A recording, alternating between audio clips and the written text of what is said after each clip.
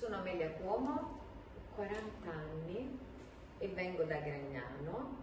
Sono la proprietaria di Pasta Cuomo insieme a mio fratello Alfonso. A 18 anni ho avuto la possibilità di andare a studiare a Roma e dopo 4 anni ho iniziato a lavorare per le principali società di consulenza, per prima KPMG, poi per Ernst Young, e da manager.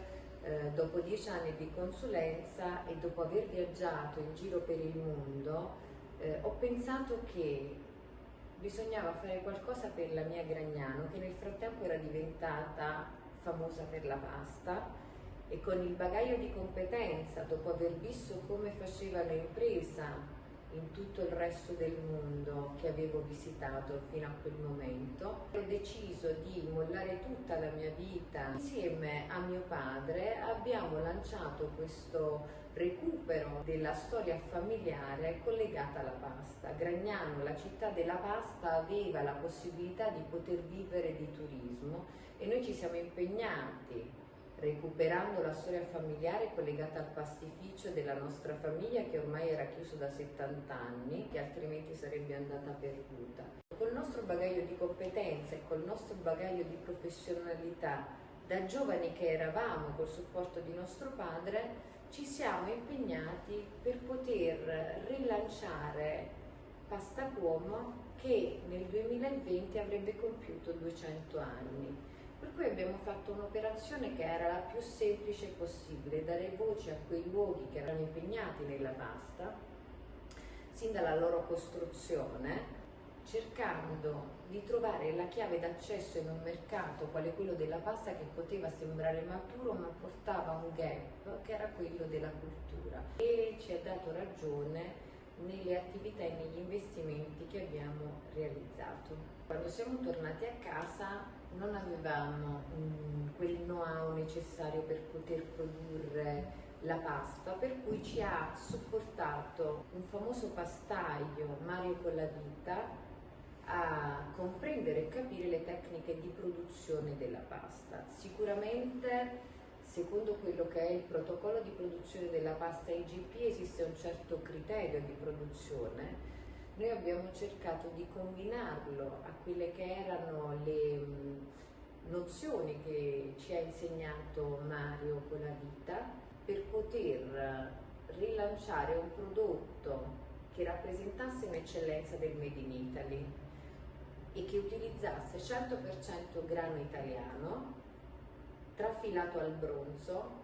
essiccato secondo un metodo lento ed accurato e confezionato manualmente per poter garantire la cura di quel prodotto.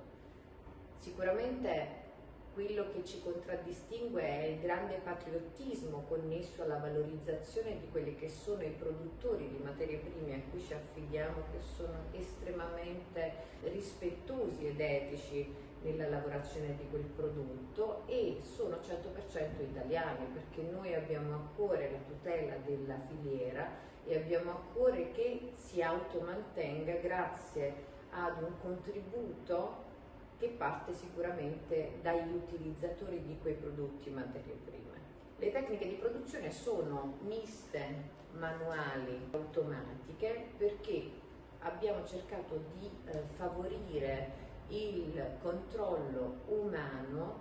senza doverlo sostituire da quello delle macchine totalmente industrializzato, per poter conferire a quel prodotto quella umanità di cui ha bisogno e che noi quotidianamente raccontiamo ai nostri consumatori.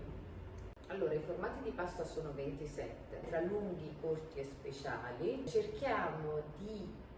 offrire e promuovere dei prodotti che non sono perfetti sostituti nelle forme rispetto agli altri pastifici, in modo da competere anche sui formati. Il mio preferito è il Vesuviotto, che è difficile da vendere ma è diventato famosissimo perché insieme al pacchero hanno dato la personificazione di quella che è l'immagine della donna abbinata all'immagine dell'uomo del pacchero, che noi abbiamo cercato di umanizzare nella rappresentazione anche della nostra famiglia, ed è un formato che si chiama in questa maniera perché ha un po' l'idea del Vesuvio, che è tipico delle nostre terre. Considerate che noi abbiamo turisti che vengono in visita da tutto il mondo e principalmente americani, che cercano proprio forme che negli Stati Uniti non trovano, proprio per poter portare le novità nella loro terra. Sicuramente il Vesuviotto è una forma un po' a spirale verticale. Allora noi tendiamo sempre ad abbinare i formati che sono complessi con i sughi semplici, per cui io lo abbinerei con un pomodoro semplice fresco e basilico, che poi lo rende molto profumato e bello alla vista, perché poi sono coreografici questo genere di formati. In realtà Gragnano è il simbolo della pasta, però si è sempre sottovalutato questo valore perché ci si è concentrati più in un'ottica di prodotto. Noi abbiamo cercato di focalizzarci in un'ottica di progetto, dando valore alla terra, dando comunque riconoscimento a quella che è la terra che ci ospita. Sicuramente è un valore importante perché noi non avremmo potuto sviluppare questo progetto se non qui a Gragnano, ma è vero pure che abbiamo fatto leva su quello che è il contributo che la nostra famiglia ha dato alla città, che insieme ad altre famiglie che non esistono più l'ha resa la città della pasta. Il territorio è diventato rappresentativo della pasta un po' grazie anche a noi.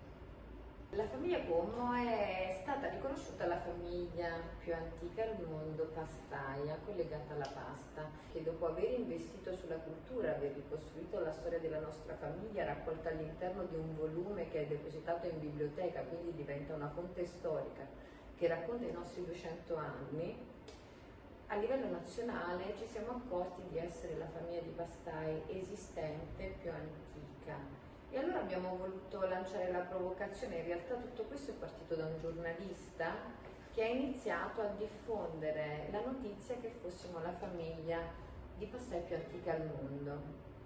Ed è stato il primo di una lunga serie di giornalisti che hanno pubblicato questo genere di notizia, a cui non è stato mai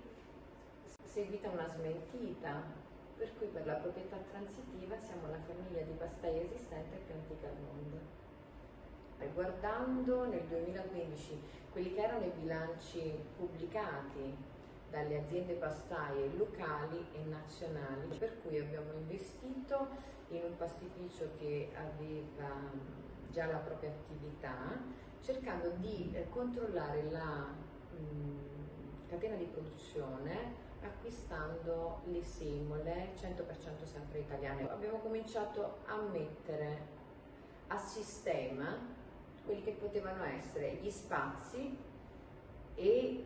le potenziali attività collegate alla pasta che potevamo sviluppare, perché la domanda che ci siamo fatti è stata: che cosa abbiamo noi che oggi nessuno ha sviluppato e non ha? Per cui abbiamo deciso di investire gli spazi che avevamo a disposizione, cercando di dividerli in attività innovative collegate alla pasta e la storia che comunque sapevamo di avere, ma non avevamo una contezza certa delle origini, della partenza dell'attività pastaia e del perché i nostri antenati avevano investito sulla pasta, per cui ci siamo concentrati sullo sviluppo di questi due driver, che noi chiamiamo driver, che ci hanno dato la possibilità di poter diventare inimitabili. Sulla storia abbiamo coinvolto un professore di storia economica che ha iniziato a recuperare in tutti gli archivi di Stato della Banca d'Italia, della Banco di Napoli, Onciario, Borbonico, Mortuario, tutte quelle che erano le informazioni, i documenti che erano depositati all'interno. Il professor Silvio De Maio li ha messi in ordine cronologico, gli ha dato un taglio scientifico e li ha raccolti